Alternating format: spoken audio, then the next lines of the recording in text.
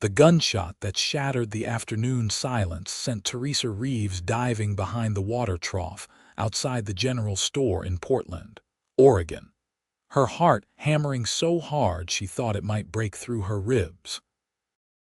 She pressed herself against the rough wood, her breathing ragged, every muscle tensed for flight even as her mind screamed that she had nowhere left to run. The shot had come from somewhere down the dusty main street, probably just some cowboy celebrating payday. But after 3 months of running, every loud noise felt like death coming for her. It was late summer in 1878, and Portland had grown from a rough frontier settlement into a bustling town where the Willamette River met commerce and ambition. Teresa had arrived on the morning stage, her last few dollars spent on the fare, her only possessions a worn carpetbag and the threadbare dress on her back. She had fled Denver in the dead of night, before that the mining camps of Nevada, and before that, a life in San Francisco she desperately wished she could forget. When no more shots followed, Teresa slowly raised her head above the trough. The street had returned to its normal afternoon rhythm. A woman in a green dress crossed toward the mercantile, 2 ranch hands led their horses toward the saloon, and an older man swept the boardwalk in front of the hotel. Nobody paid her any attention, which was exactly how she needed it. Teresa stood on shaking legs, smoothed her skirts, and tried to look like a woman who belonged somewhere. She had learned that looking purposeful kept people from asking questions. Questions were dangerous. Questions led to answers, and answers led to names, and names could get a woman killed. She needed work, and she needed it quickly. The coins in her pocket would not buy her another night in even the cheapest boarding house, and sleeping rough would draw exactly the kind of attention she could not afford. Teresa walked along the wooden sidewalk, studying the storefronts with an air of casual interest, while her mind raced through limited options. Her skills were few and mostly unsuitable for polite conversation. She could read and write better than most, could keep books and accounts, but legitimate business owners tended to ask about references and previous employment. She had neither she could safely provide. A notice tacked to a post outside the general store caught her eye. The handwriting was rough but legible. Housekeeper wanted. Room and board, fair wages. Apply at Miller Ranch, 8 miles north along the River Road. Ask for Marcus O'Brien. Teresa's fingers traced the edge of the worn paper. A ranch 8 miles from town meant isolation, which meant safety from prying eyes. Room and board meant she would not starve or freeze when autumn turned to the brutal Oregon winter. The fact that she had never kept house for anyone in her life seemed a minor detail compared to the alternative. She copied the directions from a helpful clerk in the general store, spent her second-to-last coin on a biscuit and some cheese, and began walking north as the afternoon sun slanted westward. 8 miles was nothing compared to some of the distances she had covered on foot. The road followed the river, winding through stands of tall pines and past smaller farms where dairy cows grazed in green pastures. Oregon was beautiful in a way that made her chest ache. She had almost forgotten that places could be beautiful. The Miller Ranch appeared as the sun touched the horizon, spreading golden light across a well-maintained property that spoke of hard work and pride. A 2-story house painted white stood at the center, with a large barn, several outbuildings, and extensive corrals where horses moved like dark shadows in the fading light. Teresa paused at the gate, suddenly aware of how she must look, dusty and travel-worn, her dress showing every mile she had walked. Before she could lose her nerve, she pushed open the gate and walked up the path to the house. The porch wrapped around the front, and rocking chairs sat empty in the twilight. She raised her hand to knock just as the door swung open. The man who stood there was tall and broad-shouldered, with dark hair that touched his collar and eyes that were startlingly blue in a face weathered by sun and wind. He wore work clothes, denim and cotton, and his hands showed the calluses of a man who labored with them daily. He looked to be in his early 30s, and there was something in his expression that made Teresa think of winter storms, beautiful and lonely. "Help you?" His voice was deep, cautious, but not unfriendly. "I am looking for Marcus O'Brien, about the housekeeper position." Teresa kept her voice steady, her chin up. First impressions mattered, and she needed this man to see someone capable, not someone desperate. "I am Marcus." He studied her for a long moment, those blue eyes taking in details she wished she could hide. "You came from town on foot." "I do not mind walking. 8 miles is more than a walk." He stepped back from the door. "Come in. You look like you could use some water and we can talk about the position." The interior of the house was clean but obviously lacking a woman's touch. The furniture was solid and functional, the floors swept but needing a good scrubbing. The kitchen, visible through an open doorway, showed signs of a man who cooked for necessity rather than pleasure. Teresa cataloged these details automatically, already planning how she might transform the space. Marcus gestured to a chair at the dining table and fetched a pitcher of water and a glass. He poured for her without asking, then sat across the table, his large hands folded in front of him. "What is your name?" Teresa hesitated for just a fraction of a second. "Teresa Reeves." "Where are you from, Miss Reeves?" "Back east." The lie came easily now, worn smooth by repetition. "I came west looking for opportunities." Most women looking for opportunities do not end up walking 8 miles to apply for housekeeping jobs. There was no judgment in his tone, just observation. "Most women have families to rely on. I do not." That, at least, was true. Marcus nodded slowly. "The work is not easy. I run this ranch myself with help from 2 hands who have their own cabin down by the south pasture. They take their meals there. I need someone to keep the main house, do the cooking and cleaning, tend the kitchen garden, preserve food for winter. In return, you get a private room, 3 meals a day, and $30 a month." $30 was more than generous. Teresa had expected half that. She kept her expression neutral. "That seems fair." "I am not finished." Marcus leaned back in his chair. "I need honesty, Miss Reeves. I do not care much about a person's past, but I care a great deal about their character in the present. If you steal from me, lie to me, or cause trouble, you will be gone.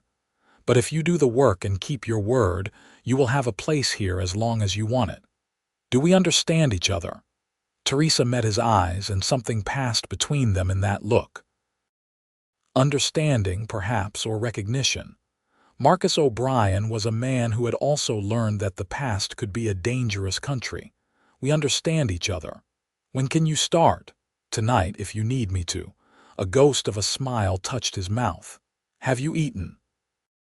"I had a biscuit this afternoon." "That is not what I asked." Marcus stood and moved to the kitchen. "I will make us some supper, and then I will show you your room. Tomorrow morning we can discuss the details of the work." Teresa watched him move around the kitchen with the economy of someone who had been taking care of himself for a long time. He sliced bread, brought out cold chicken and cheese, assembled a meal that was simple but ample. When he set the plate in front of her, Teresa had to force herself not to fall on it like a starving animal. She ate slowly, carefully, aware of his eyes on her. "How long since you had a real meal?" Marcus asked quietly. "A while." Teresa took a drink of water to wash down the food that threatened to stick in her throat. "I am grateful for this, Mr. O'Brien." "Marcus, if we are living under the same roof, we might as well use our given names." He paused. "Unless that makes you uncomfortable." "Teresa is fine." She hesitated, then added, "I am grateful, Marcus." After they ate, Marcus showed her to a room on the second floor.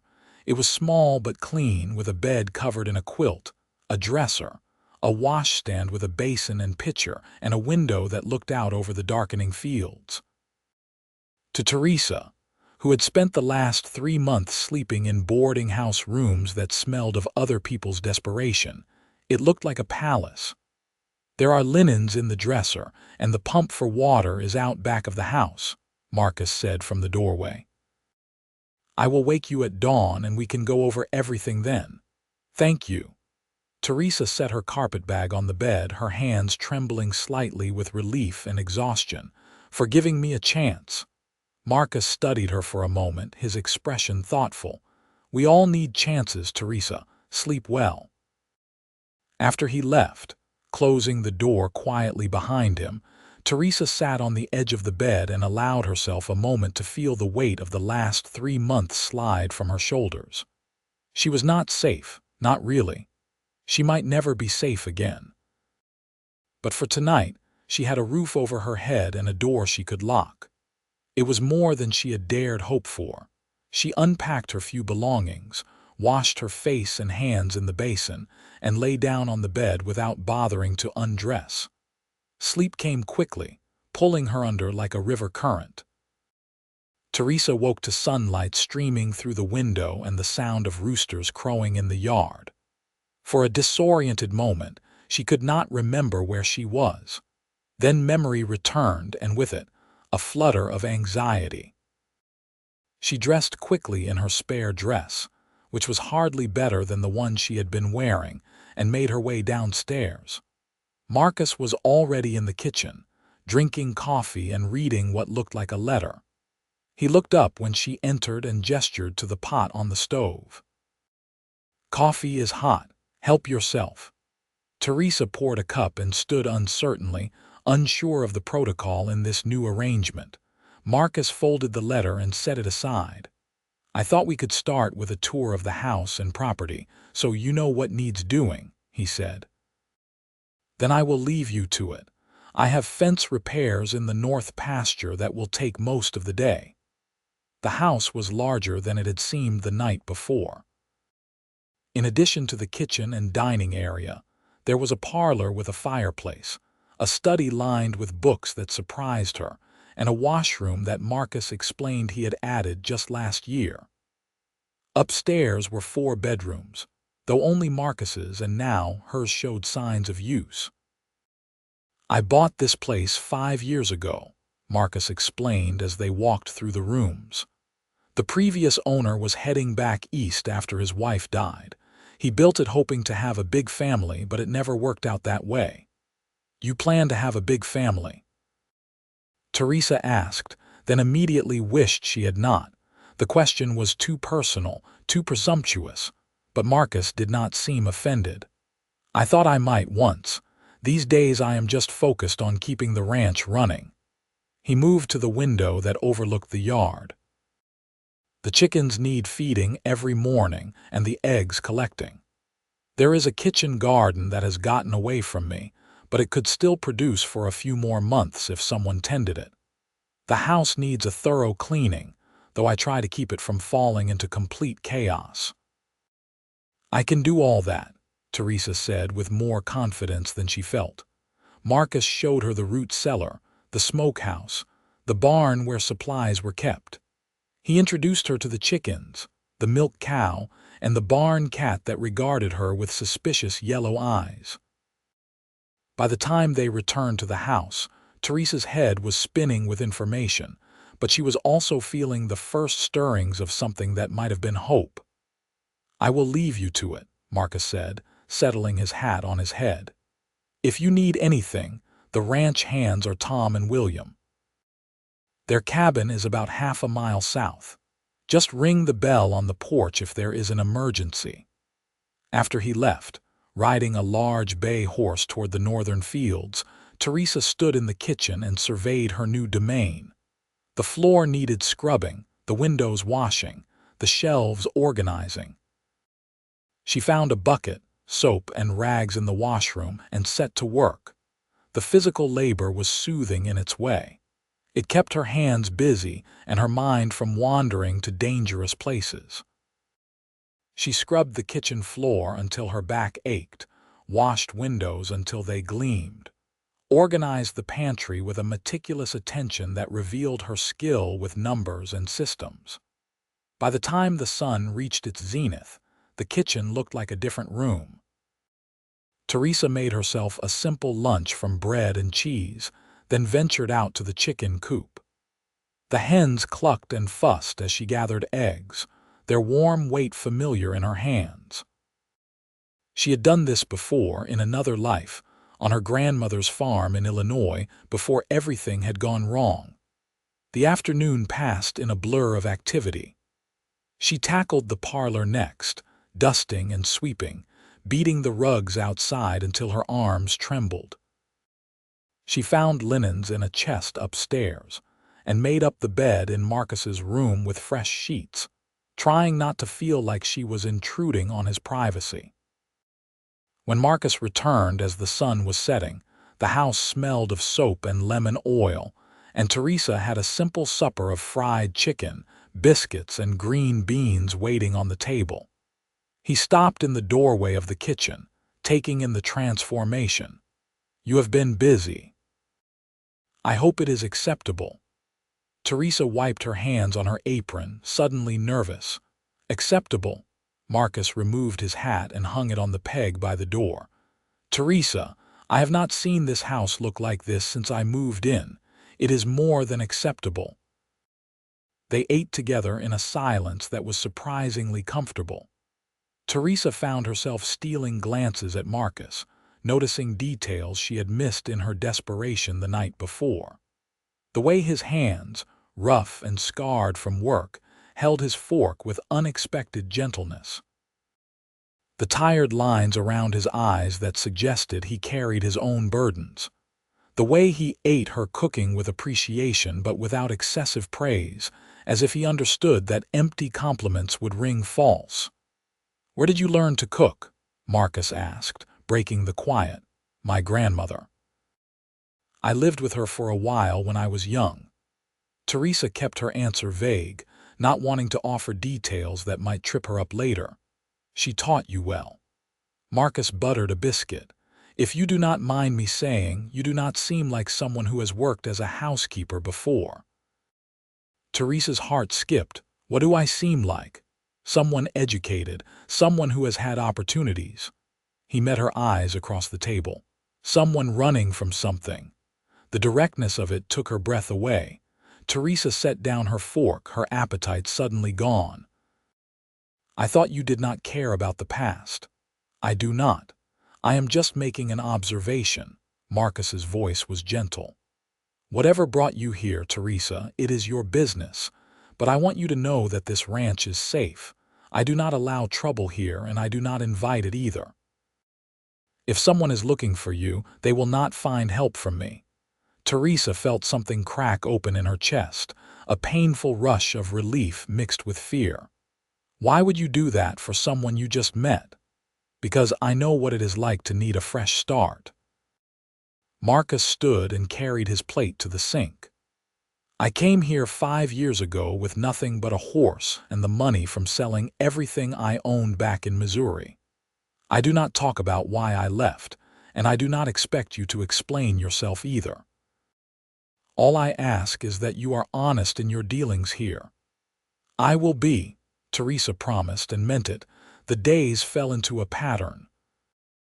Teresa rose before dawn, collected eggs, made breakfast, and spent her days transforming the ranch house from a bachelor's utilitarian space into something that felt like a home.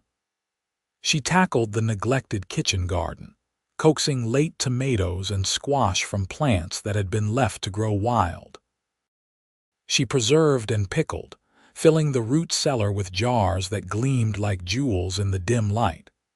She baked bread that filled the house with warmth, mended curtains, polished furniture until it shone. Marcus worked from dawn until dusk, coming in only for meals that Teresa prepared with increasing confidence. They spoke little but grew comfortable in each other's presence. sharing the kind of easy silence that comes when two solitary people recognize something familiar in each other. 3 weeks into her employment, Teresa was hanging laundry in the yard when a rider approached from the direction of town. Her hands stilled on the clothesline, her body tensing instinctively. The rider was a young man, barely more than a boy, wearing a deputy's badge. "Morning, madam," he called, tipping his hat. "Is Mr. O'Brien around? He is in the barn." Teresa kept her voice steady, though her heart raced. "Shall I fetch him?" "Much obliged." Teresa found Marcus repairing a saddle in the barn's cool interior. "There is a deputy here to see you."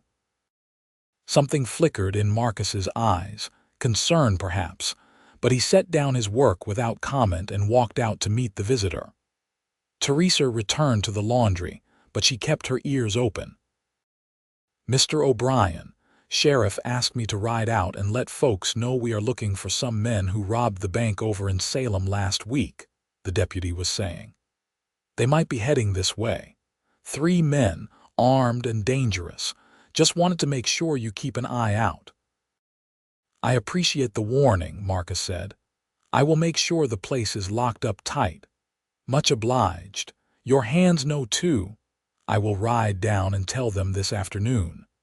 After the deputy left, Marcus came to where Teresa stood frozen by the clothesline, a wet shirt clutched in her hands. "Bank robbers," he said quietly. "Nothing to do with you, I am guessing." "No," the word came out shaky, "but if there are men like that around, then we will be careful." Marcus took the shirt from her hands and hung it on the line himself. "Teresa, look at me." She raised her eyes to his, and the steadiness she found there calmed some of her panic. "Whatever you are afraid of, whoever you are hiding from, I meant what I said. You are safe here. I will make sure of it. You do not know what you are promising." "Then tell me." Teresa shook her head. The words were there, pressing against her teeth, but she could not release them. To speak of it would make it real again, would bring that world crashing into this one, and she could not bear it. Marcus nodded as if he understood. "When you are ready, then. But the offer stands." That night, Teresa could not sleep. She lay in her bed listening to the house settle around her, imagining footsteps on the stairs, shadows at her window. When the floorboards in the hallway creaked, she sat bolt upright, her breath caught in her throat. A soft knock sounded at her door. "Teresa." Marcus's voice, low and concerned. "I saw your light. Are you all right?" She opened the door a crack. Marcus stood in the hallway in his nightshirt and pants, a lamp in his hand, his dark hair mussed from sleep. "I could not sleep," she admitted, "because of what the deputy said." Teresa nodded, not trusting her voice. Marcus hesitated, then said, "Would it help to talk? I can make coffee." They sat at the kitchen table in the lamplight, the house quiet around them. Marcus made coffee and set a cup in front of her, then settled in the chair across from her and waited. "I was married," Teresa said finally, the words pulled from somewhere deep inside. "In San Francisco 3 years ago. I was 19. He seemed like a good man, successful, charming. By the time I realized what he really was, it was too late." Marcus said nothing, just listened with an attention that made it easier to continue. "Charles Rothwell. He owned a gambling hall and a saloon, but that was just the respectable face of his business. He ran most of the criminal enterprises south of Market Street. I did not know that when I married him. I thought I was marrying a businessman. What happened? I found out what he really did, who he really was, the things he did to people who crossed him." Teresa wrapped her hands around the coffee cup, seeking its warmth. "I tried to leave, but Charles did not believe in letting go of things he considered his property. He found me the first time and broke my arm. The second time, he locked me in our house for 3 months. The third time—" She stopped, unable to continue. "How did you get away?" "Charles was killed in a territorial dispute with another gang leader, shot in his own gambling hall.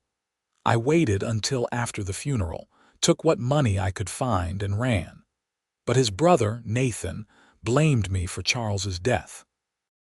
He thought I had conspired with the other gang, that I had been passing information. It was not true, but truth does not matter to men like that. And he is looking for you. He swore he would find me and make me pay. I have been running for 3 months, staying ahead of the men he sends after me. I thought I could disappear in the mining camps, but there are too many people there, too many questions. I came to Portland because I thought a city would be easier to hide in, but then I saw your notice and thought maybe isolation would be safer. Marcus reached across the table and covered her hand with his. The gesture was simple, but it carried a weight of understanding that made Teresa's throat tighten. You did the right thing coming here, and I meant what I said. You are under my protection now. Nathan Rothwell will not touch you. You do not know him. He is dangerous. I do not need to know him. I know myself, and I know I will not let anyone hurt you. Marcus's blue eyes were fierce in the lamplight. You have my word, Teresa. Something shifted in that moment, a connection forming that went deeper than employer and employee, beyond protection and gratitude. Teresa felt it like a physical thing, a thread pulling taut between them. Why? She whispered. Why would you risk yourself for me? Marcus was quiet for a long moment. 5 years ago, I shot a man in Missouri. He was beating a woman outside a saloon, and I told him to stop. He pulled a gun, and I was faster. It was ruled self-defense, but the man's family was powerful. They wanted revenge, wanted to make an example of me. I had to leave everything I had built, everyone I knew, and start over with nothing. I am sorry. Do not be. It taught me that sometimes doing the right thing costs you everything, but you do it anyway because the alternative is becoming someone you cannot live with. He squeezed her hand gently. You were brave to leave, Teresa. You were brave to survive. Let me help you stay free. Teresa felt tears slip down her cheeks, the first she had allowed herself since the day she fled San Francisco. Marcus stood and came around the table, pulling her into an embrace that was both careful and solid. She pressed her face against his chest and let herself cry, feeling the steady beat of his heart beneath her cheek. They stood that way for a long time, until the lamp burned low and the first hints of dawn touched the eastern sky. When Teresa finally pulled back, Marcus wiped her tears away with his thumb, his touch gentle. Get some sleep, he said softly. Tomorrow is another day, and we will face it together. Teresa nodded and returned to her room, where she slept deeply for the first time since fleeing Denver. The weeks that followed brought a subtle change to the rhythm of life on the ranch. Marcus and Teresa worked side by side more often, and their conversations grew longer, more personal. He told her about his childhood in Missouri, about learning to ranch from his father, about the dreams he had for expanding his property. She shared carefully edited stories about her grandmother, about growing up in Illinois, about the books she loved to read. They did not speak of the growing attraction between them, but it was there in every exchanged glance, every accidental touch, every shared smile. Teresa found herself watching Marcus when he worked, admiring the strength in his shoulders, the competence in his hands, the quiet kindness in his eyes. She caught him watching her too, his expression thoughtful, as if he were solving a complex problem. October arrived with cooler temperatures and rain that drummed on the roof at night. Teresa stood at the kitchen window one afternoon, watching Marcus work with a young horse in the corral. He moved with patience and confidence, gentling the skittish animal with soft words and steady hands. She was so absorbed in watching him that she did not hear the knock at the front door. The second knock brought her out of her reverie. Teresa dried her hands on her apron and went to answer it, expecting perhaps one of the ranch hands or a delivery from town. Instead, she found herself facing a man she did not recognize. He was well dressed in city clothes, with hard eyes and a smile that did not reach them. "Good afternoon, madam. I am looking for Marcus O'Brien. He is occupied at the moment. Can I help you? I am sure he would want to see me. Tell him Daniel Price would like a word." Something in the man's manner set off every alarm Teresa had developed over 3 months of running. She kept her expression neutral. "I will let him know. Please wait here." She closed the door and went quickly to the back of the house, calling to Marcus from the porch. He looked up from the corral, saw something in her face, and immediately tied off the horse and came striding toward the house. "What is wrong?" "There is a man at the front door asking for you, Daniel Price. Something about him is not right." Marcus's expression hardened. "Stay in the house." He went to the front door and Teresa positioned herself where she could hear but not be seen. "Price, what brings you out here?" "Just some questions, O'Brien. There is a woman I am looking for, Teresa Rothwell, though she might be using a different name. Pretty thing, dark hair, about 22 years old. Her family is worried about her, wants to make sure she is safe. Have not seen anyone like that. This is a ranch, not a boarding house. See, that is interesting because I heard you hired a housekeeper recently. Woman from out of town came in on the stage. Thought maybe you could let me talk to her, just to make sure. My housekeeper is none of your business." "Now, O'Brien, there is no need to be unfriendly. I am just doing a job trying to reunite a family. If your housekeeper is not who I am looking for, then we can all go about our day. Get off my property, Price. I think maybe I will wait and talk to the sheriff, see what he thinks about you hiding a woman who is wanted for questioning in a murder investigation." Teresa's blood turned to ice. Murder? Nathan had accused her of murder. "I said get off my property." Marcus's voice was steel. "I will not ask again."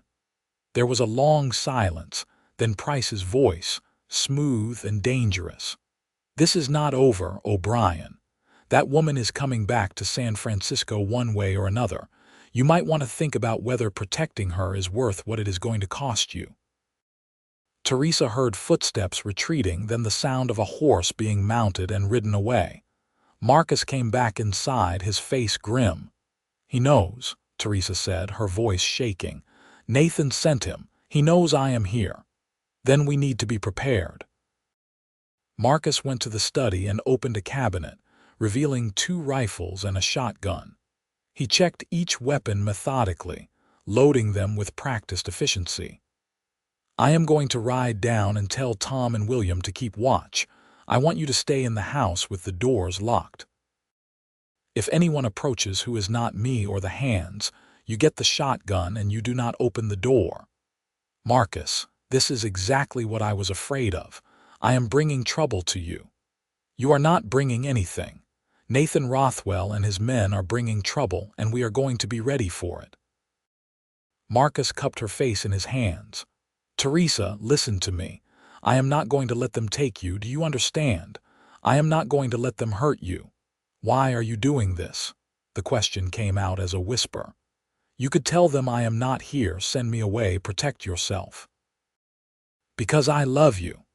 The words were simple, direct, spoken with a certainty that took her breath away. "I have been falling in love with you since the day you walked up to my door, and I will not lose you to men who see you as property to be owned. We are going to fight this together, and we are going to win." Teresa stared at him, her heart pounding. "Marcus, you do not have to say anything back. I just needed you to know, needed you to understand why I am doing this. Now I need to go talk to the hands. Will you be all right?" Teresa nodded, not trusting her voice. Marcus kissed her forehead, a brief press of lips that carried a promise, then headed out the back door. Alone in the house, Teresa sank into a chair, her legs shaking. Marcus loved her. The knowledge was terrifying and wonderful in equal measure. She thought of his kindness, his quiet strength, the way he had given her not just a job but a home, not just safety but respect.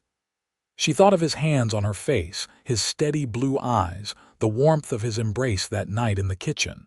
She was in love with him too. The realization did not come as a surprise so much as an acknowledgement of something she had been trying not to name. Teresa Reeves, or Rothwell, or whatever her name truly was anymore, had fallen completely in love with Marcus O'Brien. The sound of horses approaching brought her to her feet. Teresa grabbed the shotgun Marcus had left within reach and went to the window. Relief flooded through her when she saw Marcus returning with Tom and William, both men armed and looking serious. They gathered in the kitchen, and Marcus explained the situation in broad strokes. Tom, a grizzled cowboy in his 50s, just nodded and said, "We will keep watch, boss. Nobody is getting past us." William, younger and quieter, checked his rifle and took up a position where he could see the road. Night fell and the house became a fortress. Marcus insisted Teresa sleep while he kept first watch, but she could not settle. Instead, she sat with him in the darkened parlor, the two of them watching the moonlit yard in silence. "Tell me about Missouri," Teresa said quietly. "About who you were before." Marcus was silent for so long she thought he would not answer. Then he began to speak, his voice low and reflective. "I had a ranch there, smaller than this one. I was engaged to be married to a woman named Charlotte. We grew up together, had everything planned. But after the shooting, after I had to leave, she told me she could not follow me, could not give up her family and her life for a fugitive.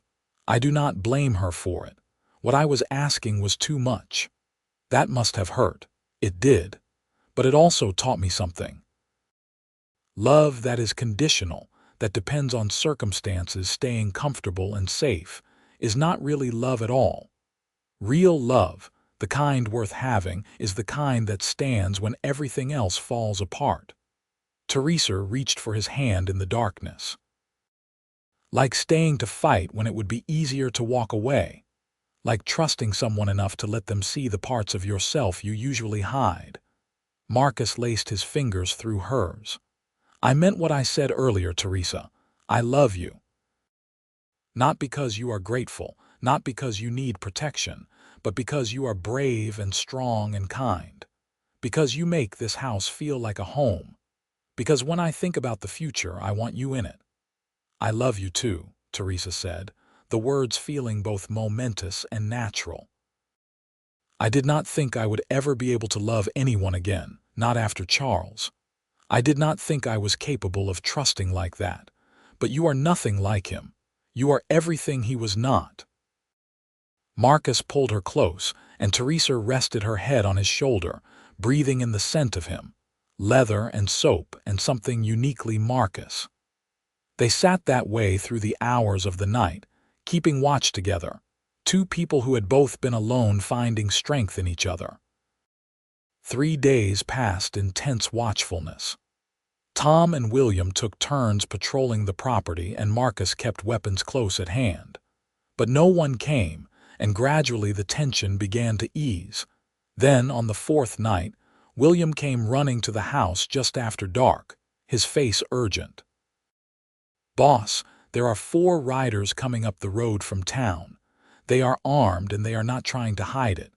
Marcus was already moving, checking his rifle, positioning himself by the window. "Teresa, upstairs. Stay away from the windows. I am not leaving you to face this alone." "Teresa, please." "No."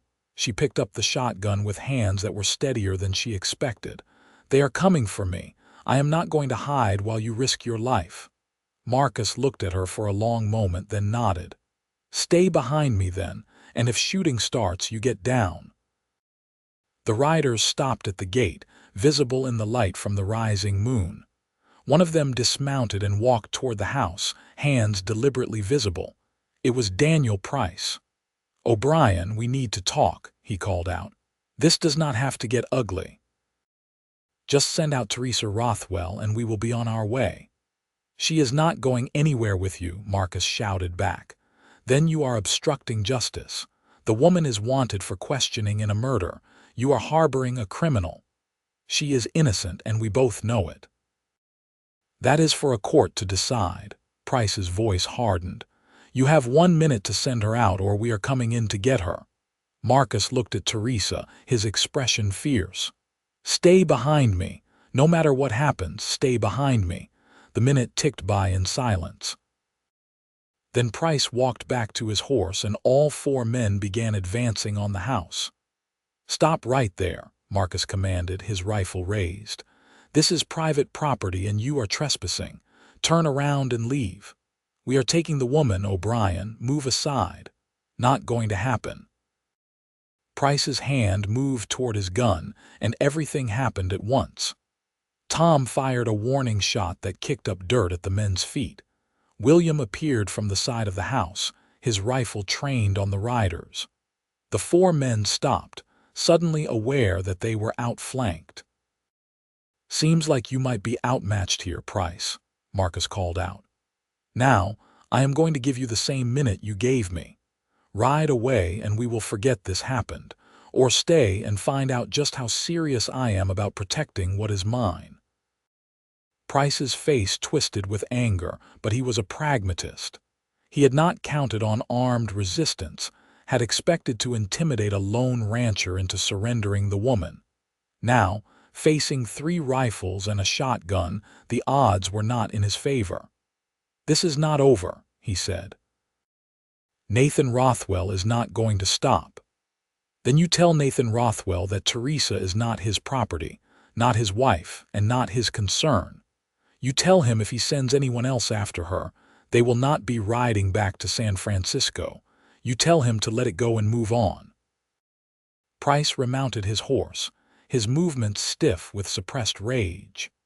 The 4 men turned and rode back toward town, disappearing into the darkness. Marcus did not lower his rifle until they were completely out of sight. Then he turned to Teresa, and the adrenaline that had kept him steady drained away, leaving him shaking. She was at his side in an instant, her arms around him, and he held her tight enough to hurt.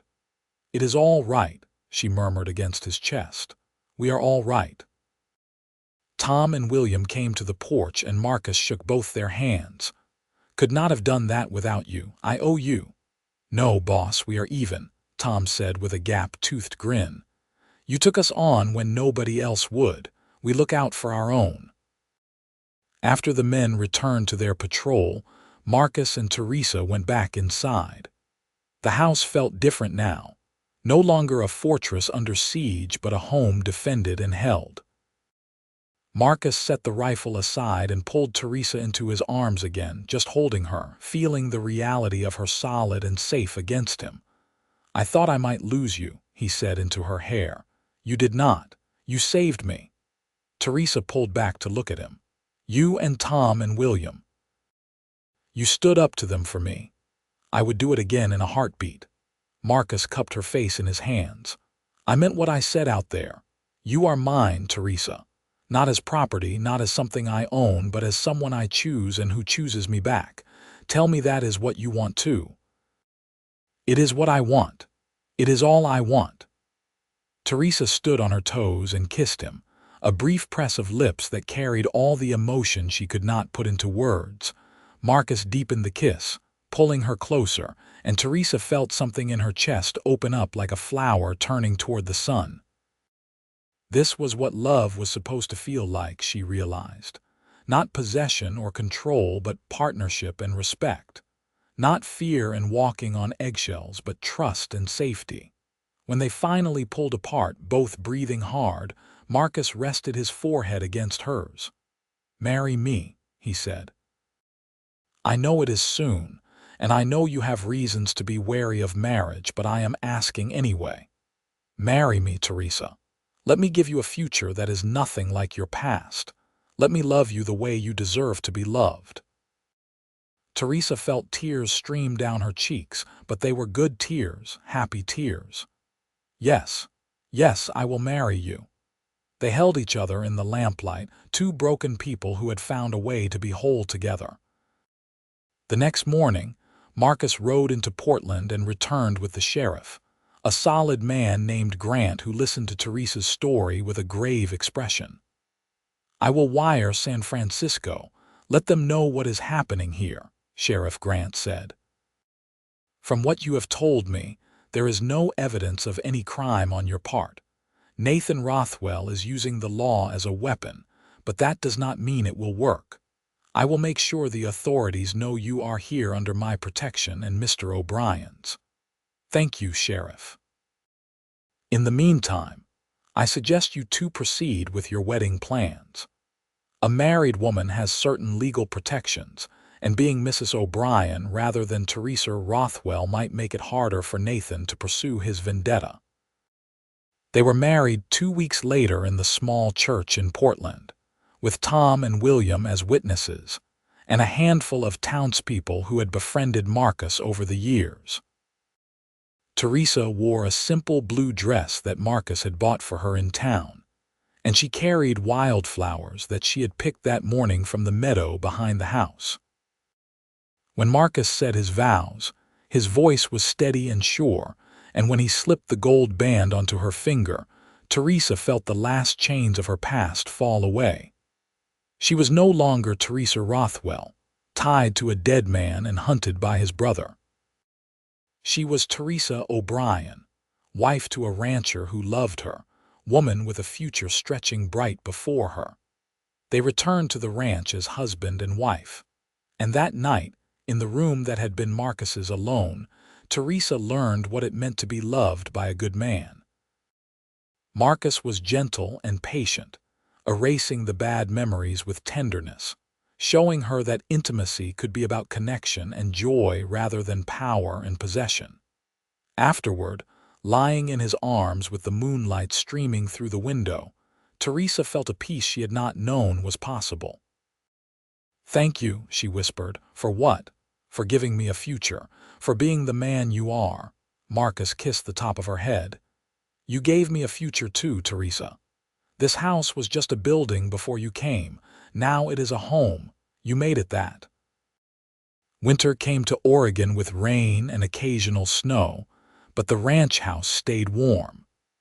Teresa threw herself into her role as wife and partner, and Marcus taught her about ranching, about horses and cattle and the rhythm of seasons. She proved to have a natural talent for working with animals, and by spring, she was helping him train the young horses that would become their livelihood. News came from San Francisco in March. Nathan Rothwell had been arrested on racketeering charges, his criminal empire dismantled by federal marshals who had been building a case for months. With Nathan in prison, the threat against Teresa evaporated like morning fog. "You are free," Marcus said, reading the letter from Sheriff Grant. "Truly free." Teresa took the letter and read it herself, then carefully folded it and set it aside.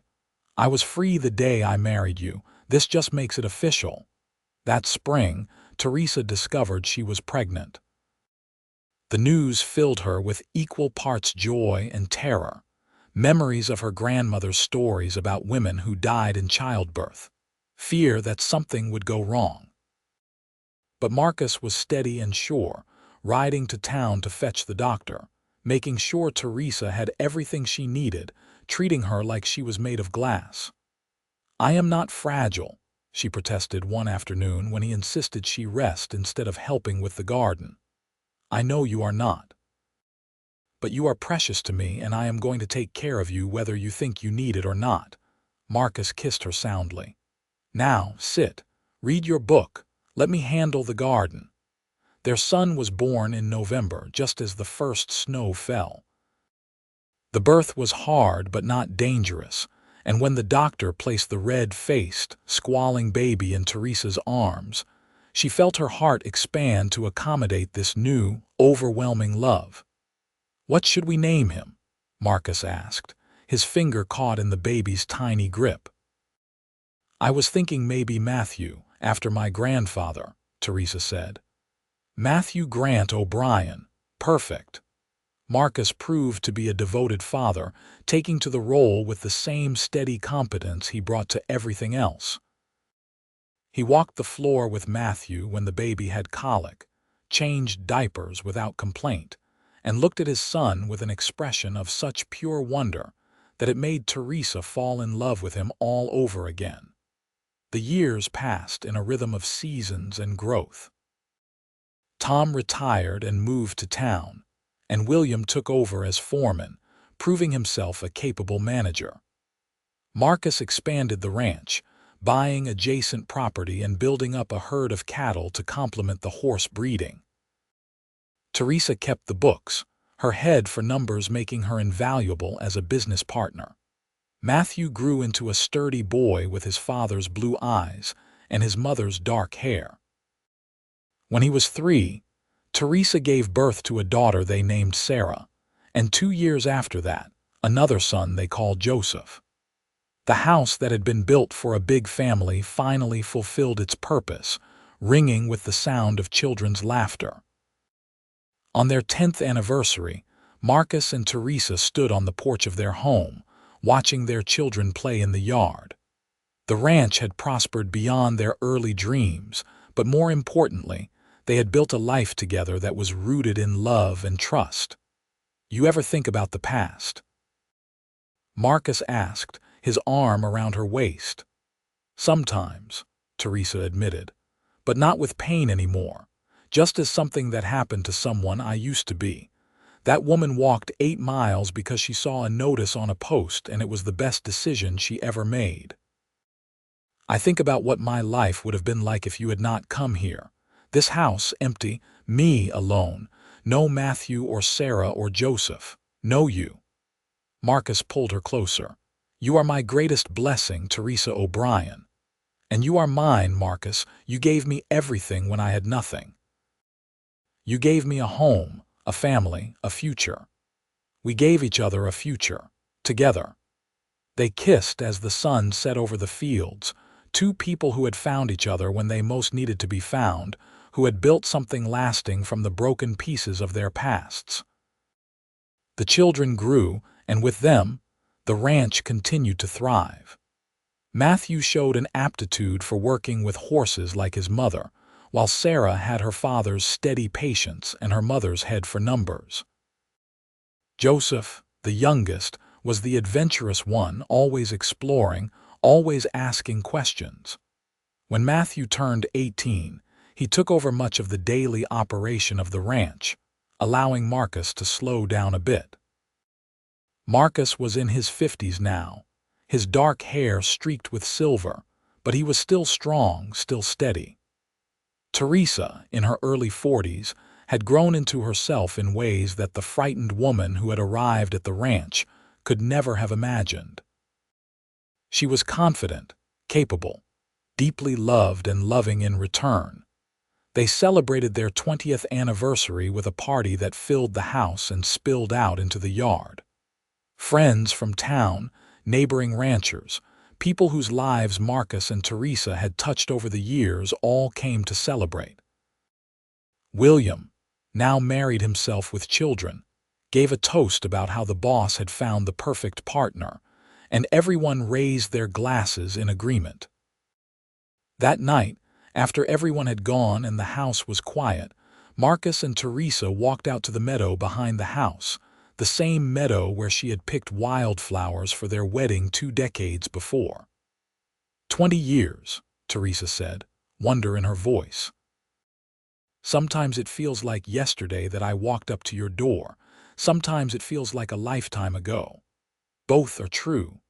Marcus pulled her down to sit beside him in the grass. "The woman who came here was already the woman I fell in love with. Strong, brave, determined to survive. You just needed a safe place to let those qualities shine. You gave me that. You gave me everything. We gave each other everything that matters. Love, trust, partnership, family. That is a good life, Teresa. That is the best kind of life."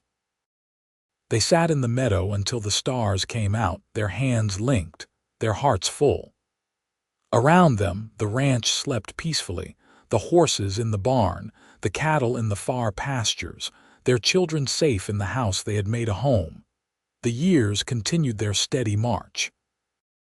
The children grew and made their own ways in the world. Matthew took over the ranch entirely when Marcus reached his 60s, running it with the same care and competence his father had shown. Sarah married a lawyer from Portland and moved to the city, but visited often with her own growing family.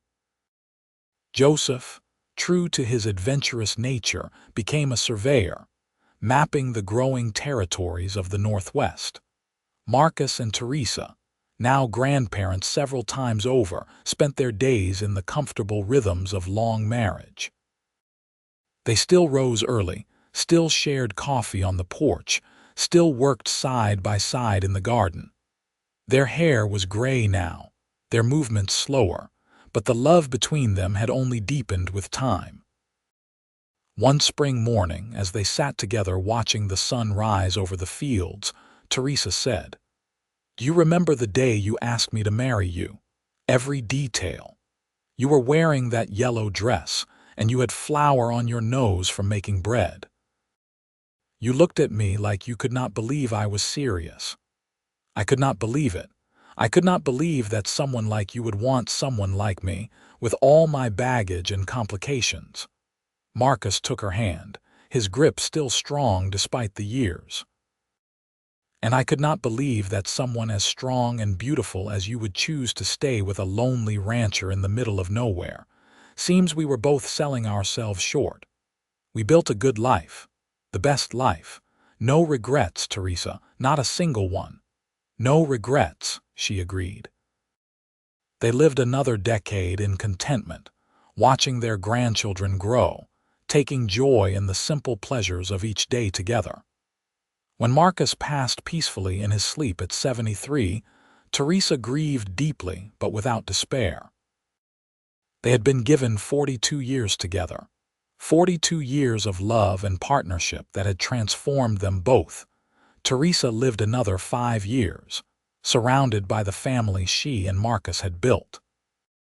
She spent her days tending her garden, reading the books Marcus had loved, sharing stories with her grandchildren about the Wild West days when Portland was still rough and new, when a desperate woman had walked 8 miles to answer a notice on a post and found not just employment but love.